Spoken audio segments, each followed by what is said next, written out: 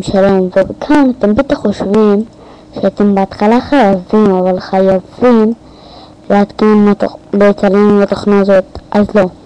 כאן יש אפשרות אחרת להתקין את התוכנה הזאת, להשתמש בה. הנה אני סוגר ואני עדיין מצלם, אז קודם כל בואו ונלמד איך אני אעשה את זה. אנחנו הולכים לכרטיסייה החדשה באינטרנט שלכם.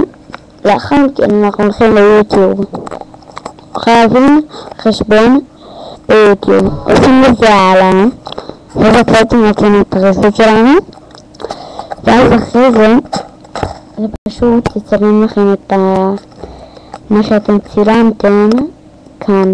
אתם תעשו לזה הקלטים מצלמת רשת, ואז זה יקליט לכם. ביי.